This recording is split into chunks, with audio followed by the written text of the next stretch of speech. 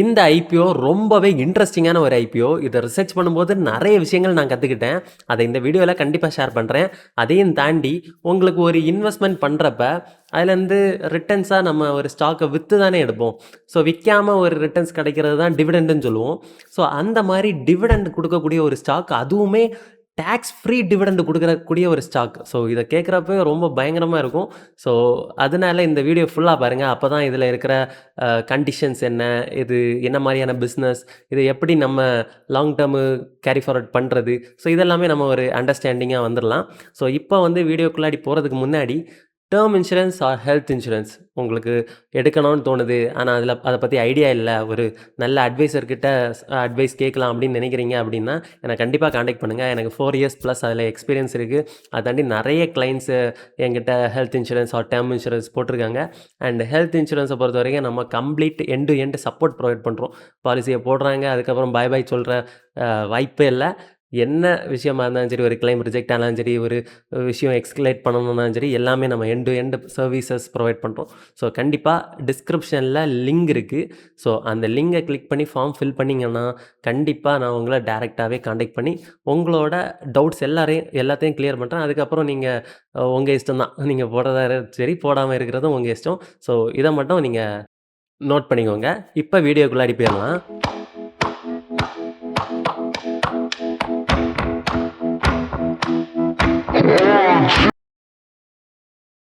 இவங்க தான் cube highways trust IPO. So பேரில் இருக்க மாதிரி இது ஒரு ட்ரஸ்ட்டு தான். இது ஒரு இன்வெஸ்ட்மெண்ட் கொடுக்கக்கூடிய ஒரு கம்பெனி தான், ஒரு பேரண்ட் கம்பெனி. ஓகேங்களா?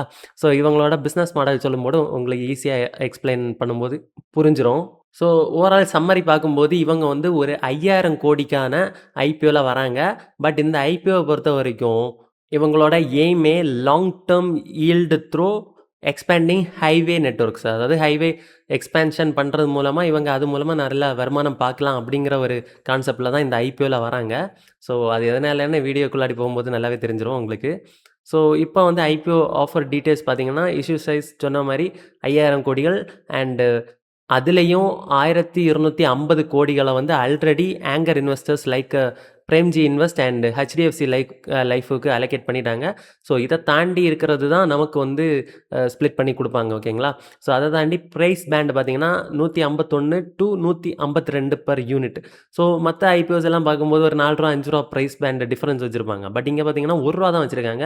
ஸோ அதுக்கும் ஒரு ரீசன் இருக்குது, அதை சொல்கிறேன். அண்ட் அதை தாண்டி இவங்க அப்ராக்சிமேட்டாக 9.06% ஈல்டு கொடுக்குறாங்க. அதாவது ஒரு டிவிடெண்ட் கொடுக்குறாங்கன்னு வச்சுக்கோங்க, அதுவுமே டேக்ஸ் ஃப்ரீயாக இருக்குது. So 99% tax free. ஒரு குறிப்பிட்ட பர்சன்டேஜ் மேபி டேக்ஸபிளாக இருக்கலாம், 99% டேக்ஸ் ஃப்ரீயாக தான் இருக்கும். ஸோ அதுக்கும் ஒரு ரீசன் இருக்குது, சரிங்களா? ஏன்னா இதுக்கு முன்னாடி நம்ம நிறைய டிவிடெண்ட்ஸ் வாங்கியிருப்பீங்க. ஸோ இந்த டிவிடெண்டில் எல்லாம் கண்டிப்பாக நீங்கள் டிடிஎஸ் போக தான் நம்ம பே பண்ணியிருப்போம். பட் இங்கே அப்படி கிடையாது, அதுக்கும் ஒரு ரீசன் இருக்குது. அதை பிஸ்னஸ் மாடல் எக்ஸ்பிளைன் பண்ணும்போது சொல்கிறேன். அது ரொம்ப இன்ட்ரெஸ்டிங்காக இருக்கும். அண்ட் இவங்க முழுக்க ஓஎஃப்எஸ் ஸ்ட்ரக்சரில் வராங்க. அதாவது ஆஃபர் ஃபர்ஸ்ட் சேல். ஃப்ரெஷ்ஷாக எந்த பணமும் அவங்க உள்ளே கொண்டு வரல. ஓகேங்களா? இவங்களோட கோர் பிஸ்னஸ் என்னன்னு பார்க்கலாம். அதாவது 27 ஹைவே நெட்வொர்க்கை இவங்க மேனேஜ் பண்ணுறாங்க. அதாவது 8754 லேன் கிலோமீட்டர்ஸ். அதாவது 12 இந்தியன் ஸ்டேட்டுக்கு உள்ளாடி இவ்வளவு விஷயத்தை இவங்க தான் கண்ட்ரோலில் வச்சுருக்காங்க. இந்த கம்பெனியோட ஓவரால் வேல்யூ பார்த்தீங்கன்னா 36,841 crores. எவ்வளோ பெரிய கம்பெனின்னு பாருங்கள். அண்ட் அதை தாண்டி பெரிய இன்ஸ்டிடியூஷன்ஸ் இவங்க பேக்கில் இருக்காங்க, ப்ரொமோட் பண்ணுறாங்க. அதில் முக்கியமாக I squared capital and Abu Dhabi investment. Okay, இப்போ பிஸ்னஸ் மாடல் நான் எக்ஸ்பிளைன் பண்ணுறேன். ரொம்ப சூப்பரான ஒரு மாடல் தான். என்னென்னா, நம்ம எல்லாம் நம்ம ஊரில் இருந்து இன்னொரு ஊருக்கு போகிறப்ப, வேறு ஒரு ஸ்டேட்டுக்கு போகிறப்ப டோல்ஸை கிராஸ் பண்ணியிருப்போம். கரெக்டாக? டோல்ஸில் வந்து நம்ம ஒரு காசை பே பண்ணுறோம். ஸோ அந்த காசை பே பண்ணுற அமௌண்ட் இருக்கு இல்லையா? ஸோ அந்த அமௌண்ட்டில் நமக்கு ஒரு பங்கை கொடுத்தா எப்படி இருக்கும்? ஸோ அதுதாங்க இந்த ஐபிஓ. ஸோ அது என்னென்னா, இந்த கியூப் ஹைவேஸ் இருக்காங்க இல்லையா? ஸோ அவங்க வந்து மெயின் பேரண்ட் கம்பெனி, சரிங்களா?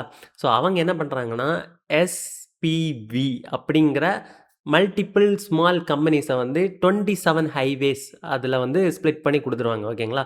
இந்த 27 ஹைவேஸையும் 27 கம்பெனிஸ் வந்து மேனேஜ் பண்ணிகிட்டு இருப்பாங்க. ஓகேங்களா? ஸோ அந்த கம்பெனிஸ் எல்லாம் என்ன பண்ணுவாங்கன்னா, ஒவ்வொரு இடத்துலையும் டோல்ஸ் போட்டு அந்த டோல்லேருந்து அமௌண்ட்டை கலெக்ட் பண்ணி இந்த பேரண்ட் கம்பெனிக்கு கொடுப்பாங்க. ஓகேங்களா? ஸோ இதுதான் அவங்களோட ஓவரால் பிஸ்னஸ் மாடல். ஸோ அந்த ஹைவேஸ்லேருந்து எவ்வளோ வண்டி போகுதோ அவ்வளவுக்கு இவங்க லாபம் பார்க்க போகிறாங்க. இப்போ அந்த கியூப் இன்வெஸ்ட்மெண்ட் கம்பெனியில் ஒரு பார்ட்டு தானே நம்ம வாங்குகிறோம் இந்த ஐபிஓ வழியா. ஸோ அப்படிங்கிறப்ப அந்த 27 கம்பெனிஸ் டைரெக்டாக நமக்கும் ஒரு ஷேரை பே பண்ணுவாங்க. இதையும் தாண்டி நிறைய விஷயங்கள் இருக்குது, அதை அடுத்து சொல்கிறேன். And rapidly expanding fast take. So fast take தான் இப்போ எல்லாருமே யூஸ் பண்ணுறாங்க. ஸோ இப்போ ஏஐ ட்ரிவனில் நிறைய விஷயங்கள் டெஸ்ட் பண்ணிகிட்டு இருக்காங்க. ஆட்டோமேட்டிக்காக நம்ம லொக்கேஷனை வச்சு ட்ராக் பண்ணி எவ்வளோ தூரம் லேனில் ஓட்டுறோமோ அவ்வளோவுக்கு நம்மளை சார்ஜ் பண்ணணும் அப்படிங்கிற மாதிரி எல்லாம் பேசிக்கிட்டு இருக்காங்க. ஸோ அதெல்லாம் வரும்போது கண்டிப்பாக இந்த மாதிரி கம்பெனிஸுக்கு வந்து ப்ராஃபிட்டபிலிட்டி அதிகமாகும். அண்ட் ஆல்சோ இன்னொரு விஷயம் என்னென்னா இன்ஃப்ளேஷன்.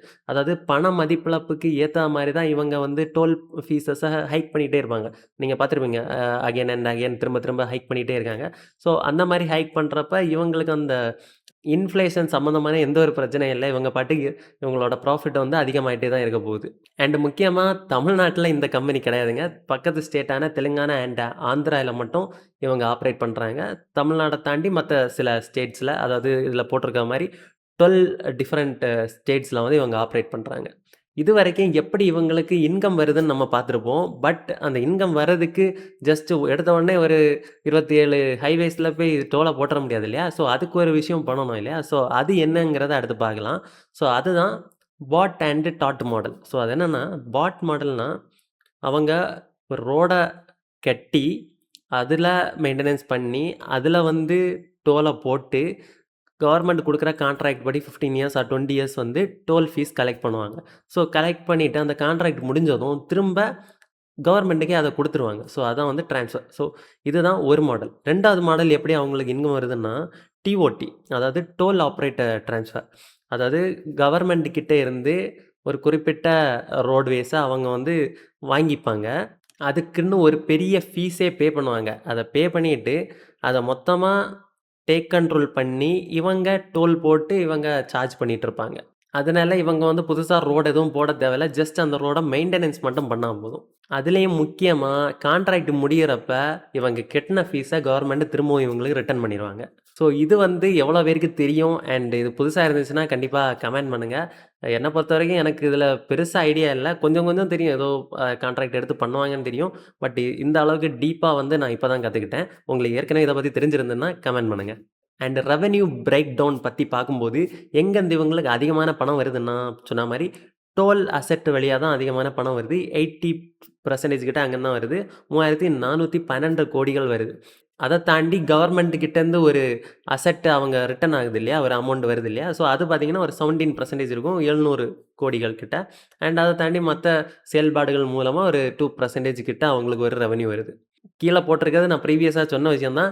இன்ஃப்ளேஷன் அதிகமாகும்போது டோல் ஃபீஸையும் அதிகப்படுத்துவாங்க. ஸோ அதனால் இவங்களுக்கு எந்த ஒரு மார்ஜின் இம்பேக்டும் இருக்காது. எந்த ஒரு பிஸ்னஸ் ரன் பண்ணுறதுக்கும் ஆப்ரேட்டிங் கேஷ் ஃப்ளோங்கிறது ரொம்ப ரொம்ப முக்கியம். ஸோ இவங்க ரொம்ப பாசிட்டிவாக வச்சுருக்காங்க. 3800 கோடிகள் கிட்ட வச்சுருக்காங்க. அது வேற ஒன்றும் இல்லை, நமக்கு வரக்கூடிய ரிட்டர்ன்ஸில் இருந்து நம்ம சேலரி அது இதுன்னெல்லாம் கொடுத்து அது போக மிச்சம் லாபம் எடுக்கிறோம் இல்லையா. ஸோ அதை தான் ஆப்ரேட்டிங் ப்ராஃபிட் அப்படின்னு சொல்லுவாங்க. நம்ம எல்லாருக்கும் சேலரி எக்ஸ்பென்சஸ் அதெல்லாம் கொடுத்துட்டு ரிமைனிங் நம்ம கையிலே காசு இல்லை, கடன் வாங்கி தான் அதே கொடுக்குற மாதிரி இருக்குன்னா அது நெகட்டிவாக இருக்கும் ஆப்ரேட்டிங் கேஷ் ஃப்ளோங்கிறது. இப்போ அவங்களோட ஃபினான்ஷியல் ஹெல்த்தை பற்றி பார்க்கலாம். ஸோ ஓவராலாக அவங்கக்கிட்ட இருக்கிற சொத்து மதிப்பு பார்த்திங்கன்னா 29,398 கோடிகள். ஓகேங்களா. அதை தாண்டி லேபிலிட்டி கடன் பார்த்திங்கன்னா 19,615 கோடிகள் கடனே வச்சுருக்காங்க. And overall net borrowing ratio பார்த்திங்கன்னா 46.82%. அண்டு செபி வந்து எவ்வளோ லிமிட் வச்சுருக்காங்கன்னா 49%. இது ஒரு பெரிய ரிஸ்க் தான் இந்த கம்பெனியை பொறுத்த வரைக்கும். கிட்டத்தட்ட கடன் வாங்கக்கூடிய லிமிட்டை விட கொஞ்சம் கம்மியாக தான் வாங்கியிருக்காங்க. அண்டு கொஞ்சம் ஒரு ஃபியூ பர்சன்டேஜ் 3% அதிகமாக வாங்கிட்டாங்கன்னா கூட அவங்க லிமிட்டை தாண்டிடும். ஓகேங்களா. இது ஒரு நெகட்டிவான விஷயம் தான். அண்ட் அதே மாதிரி கன்சாலிடேட்டட் பாரோயிங்ஸ் பார்த்திங்கன்னா 17,715 கோடிகள் அவங்க பாரோ பண்ணியிருக்காங்க. அண்டு யூனிக் ஹோல்டர் ஈக்விட்டி அது என்ன அப்படின்னா என்னென்னா, இப்போ இந்த கம்பெனியை பொறுத்த வரைக்கும் இந்த ட்ரஸ்ட்டில் நம்ம ஒரு அங்கமாக வரப்போகிறோம் கரெக்டாக, இந்த ஐபிஓ வாங்குறது மூலமாக. ஸோ அப்படிங்கிறப்ப இந்த ட்ரஸ்ட்டில் இருக்க எல்லாரும் இதில் இன்வெஸ்ட் பண்ணால் என்னையும் சேர்த்து உங்களையும் சேர்த்து இந்த கம்பெனியில் இருக்கிற எல்லாரையும் சேர்த்து எல்லார் கையிலையும் இருக்கக்கூடிய டோட்டல் ஈக்விட்டி பார்த்திங்கன்னா 9,782 crores. ஸோ இதை எதுக்கு சொல்கிறோன்னா, அதாவது இவங்க நிறைய பாரோயிங்ஸ் வச்சுருக்காங்கல்ல, அந்த கடனை கழிச்சிட்டு நமக்கெல்லாம் டிவைட் பண்ணி குடுத்தாங்கன்னா, இதுல இருந்து தான் டிவைட் பண்ணி குடுப்பாங்க. இந்த நெட் அமௌண்ட்லேருந்து. ஸோ இத கிட்டத்தட்ட புக் வேல்யூ மாரி கன்சிடர் பண்ணலாம். ஓகேங்களா? ஸோ இவங்க பியர்ஸ கூட கம்பேர் பண்ணும்போது ரொம்பவே கம்மியான வேல்யூவேஷன்ல தான் வராங்க. ஃபேர்லி வேல்யூடு தான். ஸோ அதனால ஒரு நல்ல பிரைஸ் தான் இந்த 152 ருப்பீஸுங்கிறது. ஸ்டில் ஒரு 4% அதிகம் தான். அதாவது ரூ. 145 தான் இருக்கணும். ஆனா இவங்க பிரைஸ் பேண்ட் ஒரு ரூ. 7 கிட்ட அதிகமா தான் வச்சிருக்காங்க. பட் இருந்தாலும் அத இவங்களோட பியர்ஸ கம்பேர் பண்ணும்போது என்ஹெச்ஐடி, அ ஸ்ரிம் இன்வெஸ்ட் இத கம்பேர் பண்ணும்போது ரொம்ப கம்மியா தான் இருக்கு. ஓகேங்களா? ஸோ அது ஒரு நல்ல விஷயம். அண்ட் இந்த 4% கிட்ட அதிகமா இவங்க பிரைஸ் வச்சிருக்கிறதுக்கும் ஒரு காரணம் இருக்கு. அதாவது இவங்க வந்து ட்ரிபிள் ஏ கிரெடிட் ரேட்டிங் வச்சிருக்காங்க இந்த கம்பெனி. ஸோ அதனால இது ஒரு நல்ல விஷயம் தான். ஸோ இவங்க கிட்ட இருக்க மேஜர் இன்வெஸ்ட்மெண்ட் ரிஸ்க் என்னன்னு பார்த்தீங்கன்னா, இன்ட்ரெஸ்ட் ரேட்ல ஒரு பெரிய ரிஸ்க் இருக்கு. அது என்னன்னா, கிட்டத்தட்ட அவங்க வச்சிருக்க கடன்ல 74% அதாவது 13,263 கோடிகள் கடன்ல எல்லாமே வேரியபிள் ரேட்ஸ் ஆஃப் இன்ட்ரெஸ்ட். அதாவது நம்ம இன்ட்ரெஸ்ட் ரேட் வந்து ஆர்பிஐ மாத்துறது மூலமா அதிகமாவோ, கம்மியாவோ மாறும். ஸோ அப்படிங்கிறப்ப ஆர்பிஐ இன்ட்ரெஸ்ட் ரேட்ட அதிகப்படுத்துனாங்கன்னா, இந்த கம்பெனிக்கு நெகட்டிவான விஷயமா போயிரும். மிச்சம் ஒரு 25% தான் அவங்களுக்கு ஃபிக்ஸட் இன்ட்ரெஸ்ட் லோன்ஸ். ஓகேங்களா? And traffic volatility. ஸோ அது என்னன்னா, இப்ப கொரோனா மாரியான சிச்சுவேஷன் வருது. பெருசா மூவ்மெண்ட் இல்ல. யாருமே வெளிய போறதில்ல. ஸோ இந்த மாரி சிச்சுவேஷன்ஸ் எல்லாம் வரும்போது இந்த கம்பெனி வந்து ரொம்பவே படுத்துரும். ஏன்னா, டோல் ஃபீஸ் கலெக்ட் ஆகுது இல்லையா? So major source of income அத பேஸ் பண்ணி இருக்கிறதுனால, அதில ஏதாவது சப்ளை இஷ்யூஸ் இருந்துச்சுன்னா, இவங்க மொத்தமா படுத்துருவாங்க. அண்ட் அத தாண்டி இன்னொரு விஷயம் என்னன்னா, இவங்க ஒரு 27 பிளேஸஸ ஆப்பரேட் பண்றாங்கன்னு சொன்னேன் இல்லையா? அந்த லேன கண்ட்ரோல் பண்றாங்கன்னு சொன்னேன் இல்லையா? ஸோ இப்ப ஒரு வேள ஒரு டைவர்சிஃபைடு ரோட்ஸ் வருது. ஈஸியா கிராஸ் ஆகுற மாரி வேற ரோட்ஸ் வேற கம்பெனி கண்ட்ரோல் பண்ணி எடுத்துக்கிறாங்க. இல்ல கவர்மெண்ட்டே ஒரு நல்ல ரோட்ஸ் வேற போடுறாங்க. எவர் கிரீன் ரோட்ஸ் அந்த மாரியெல்லாம் நெறைய இருக்கு இல்லையா? ஸோ இந்த மாரி ரோட்ஸ் எல்லாம் எக்ஸ்ட்ரா போடுறப்ப டிராஃபிக் கண்ட்ரோல் பண்றதுக்காக ஃப்ளைஓவர்ஸ் அந்த மாரியெல்லாம் போடுறப்ப, இவங்களுக்கு அந்த டோல் ஃபீஸ் கிடைக்காமலே போயிரும். வேற வழியா மக்கள் எல்லாம் போயிட்டே இருப்பாங்க. ஸோ அதனாலேயே இவங்களுக்கு ஒரு பெரிய நெகட்டிவான விஷயம் இருக்கு. அவங்களோட ப்ராஃபிட்ட இம்பாக்ட் பண்றதுக்கு.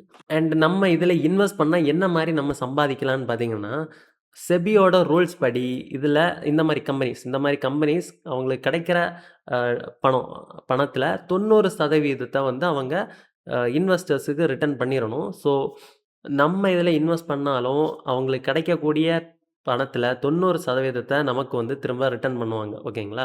ஸோ அதே மாரி இது ஜஸ்ட் டிவிடெண்ட் மட்டும் கிடையாது. இது வந்து interest on SPB loan repayment and dividend. So இது வந்து ஒரு ஸ்ப்ளிட்டா வரதுனால நமக்கு டாக்ஸ் ஃப்ரீயா வருது. அது எப்படின்னு பார்த்தீங்கன்னா, இந்த எஸ்பிவிங்கிறது தான் நம்ம சொன்ன மாரி அந்த 27 ஸ்மால் கம்பெனிஸ்.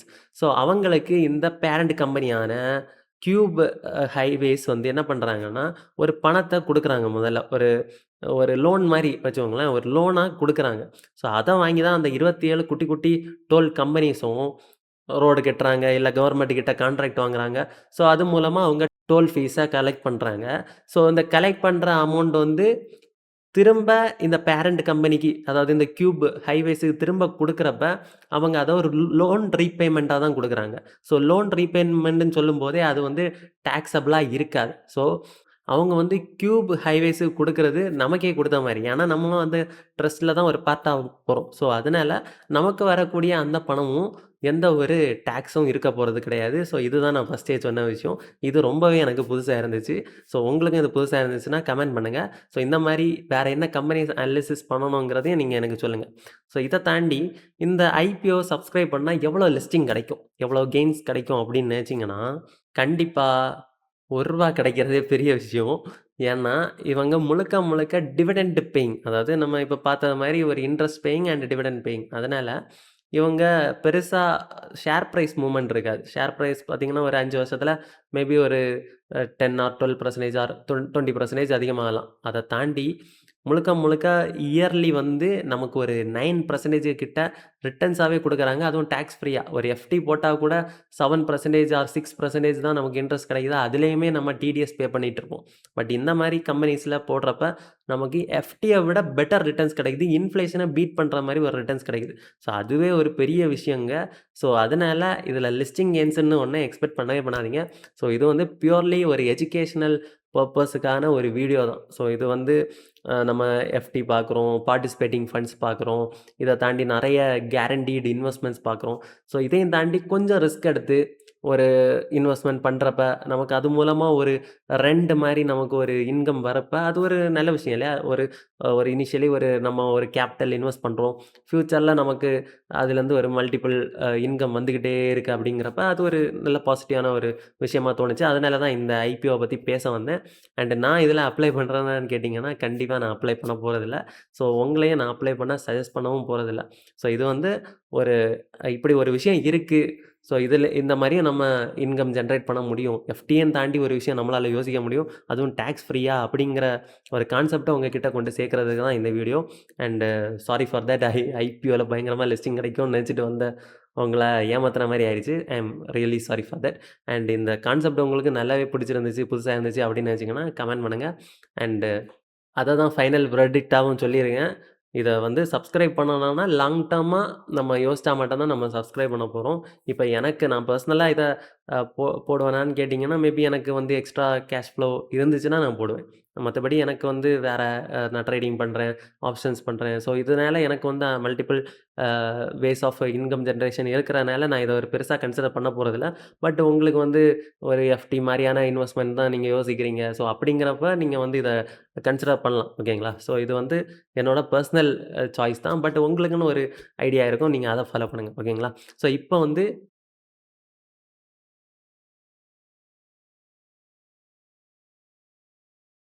பணத்த உங்க பக்கம் ஈர்க்கணும்னா, மறக்காம மணி மேக்னெட் சேனல சப்ஸ்கிரைப் பண்ணிக்கோங்க. நெக்ஸ்ட் வீடியோல பார்க்கலாம். பாய்.